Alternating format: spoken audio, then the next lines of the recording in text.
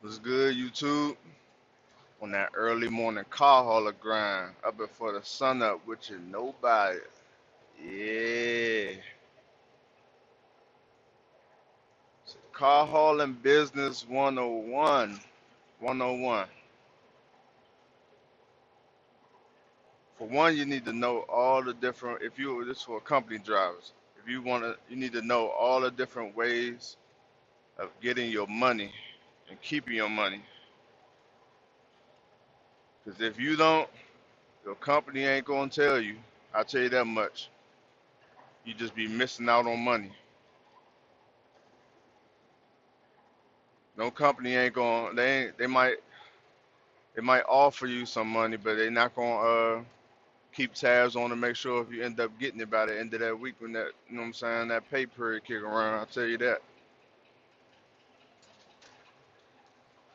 because it's so many different things, so many different things you have to remember to do as a car hauler that sometimes it could be easily, you can easily forget something or slip up. You know what I'm saying?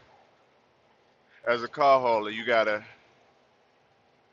sometimes pull your own cars if you're going to auctions or plants.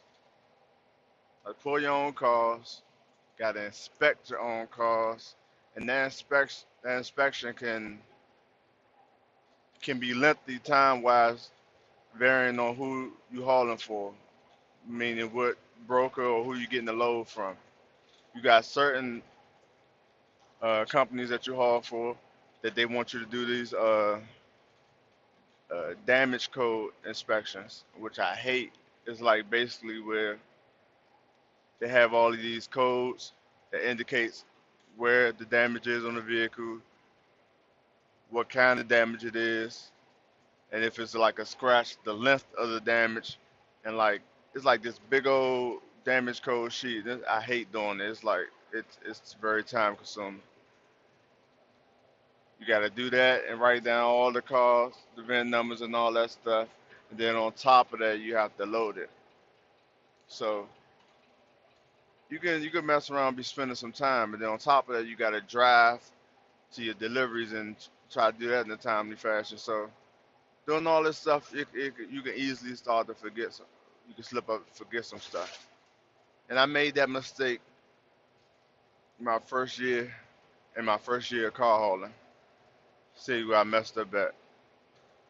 So on times where I would be having to pull my own vehicles, because like I said, you can either pay a car puller to do it to pull your vehicles, or you pull them yourself. As a company driver, as working for a company, they normally hire a car puller, but if it's not one in the area, you got to pull your own cars. But where I messed up at my first year is they pay us to pull our own cars, and they would tell me that. Well, at first they wasn't doing this all the time, but sometimes they would offer to pay me doing it. But I would. It's so much, like I said, so much you got to remember to do that by. Like I didn't know I was supposed to write it down on my BOL. They just tell me, yeah, I got you and pay you. And I would be doing so much stuff throughout the week that it slipped my mind, honestly. Because at the end of the day, I got to pull the cars regardless if I want to get this load. So it was, you know what I'm saying? I didn't know I had to write it down in the paperwork. And of course, like I said, company, they're not going to remind you. Or it's like somebody who, how many people you know that owe you money going to remind you that they owe you money? Like, it's a very slim few people, amount of people out there that if they owe you some money, they're going to tell you that they owe you some money and remind you. So it's like, they will offer me like this would be loads that I'm taking like on a Monday at the beginning of the week, and they'll offer to pay me for pulling them. And I say yeah, whatever, and pull it and do the work. But by the time the end of the week come around, or you know what I'm saying, when I gotta turn in my paperwork, I done kind of forgot all about it. There's so much stuff I'm doing and trying to make it home by the end of the weekend and stuff. Like it's a lot be going on. So come to find out, I finally found out that I was supposed to, like I said, I used to kept forgetting about it, right? So one time I remembered and I said something to dispatcher or whatever, and she was like, uh, basically, yeah, I was supposed to be writing it down on my BOLs. That's why I haven't been getting paid for it. So your boy ain't forgetting no more. But so I got the first uh, check that had the amount on it for me pulling my own vehicles. So it can range from $7 to $10 per vehicle. So I think they pay me like $7 and some change, like $7 for each vehicle, a little bit over. So it came out to be $136 because I did it twice. So that's $7. It's like 7.5 or something like that. But $7, which is a car for 9 cars, twice in 1 week came out to be 136. Now I've been doing this all year long, but let's just say a company. We're gonna do some simple math. Let's say a company charges they pay you $7 a car for 9 cars. We'll just say you did that once a week. 1 week that's $63 times that by four. That's $252, and then so that's $252 a month I was missing out on at minimum. Then that's times that by 12 months in a year. That's three. That's over $3,000. $3,024 is my math right.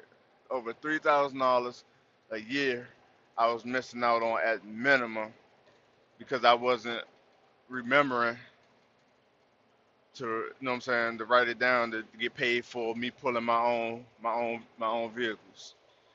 Then, like I said, if I did that twice a week, that's over $6,000 a year that I missed out on. Your boy ain't missing out on that no more. I tell you that, ain't missing out on that. And so that's something to keep in mind too. So when you know what I'm saying, if you get your own truck, how much money you'll be dishing out if you paid a car puller to pull your to pull your cars versus if you just got out there and pulled them yourself.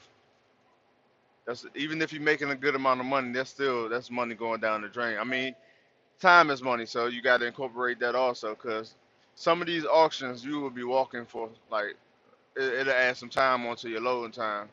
Like you can easily if you pull in your own vehicles at some of these auctions, that's like they don't have a if they have a shuttle, the, the time it'll be a little quicker. You can get it out the way. But if you have one of these auctions that don't have no shuttle and you got to do a lot of walking, you can easily be there about 5 6 hours loading because of walking to get in your vehicle. Walking to get in your vehicle basically take you 20 30 minutes to get your own vehicle. Get 30 minutes per vehicle basically. Because what the situation be, your truck be parked all the way on one side, and you got to walk all the way through the auction and around all the way on the back of it, and then check out and all that stuff. And then on top of that, so yeah, you can spend some time. So you can some people might pay. You know what I'm saying? 'Cause time is money. So it's all up to you. But that's how much you got to keep that in mind. So yeah, basically keep up with. You got so many people hand in your pockets. Shoot, you gotta keep up with all where all the money's going at. And always, like I said, because you always need to keep up on that inspection, because you can easily miss out trying to move fast. Because that's the thing, like car hauling, that's kind of like a setup. Because it's like you gotta move fast because there's a lot you gotta do. But at the same time, if you moving too fast, you're gonna forget something, and that forgetting something can definitely cause you some money. Let you moving on fast, miss something on the inspection. That's coming out of your pocket. And a lot of times they're gonna come at you like months down the line. I don't know why it takes so long, but it seemed like they like I had them a couple times trying to hit me up for some damage that they talking about happening months down the line. Half the time I don't even remember what load they talking about. So it's crazy out here with this car hauling, man.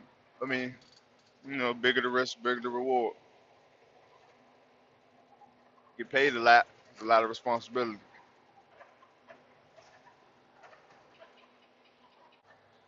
Yeah, that's all. Business 101, man. Car hauling. Let's get it.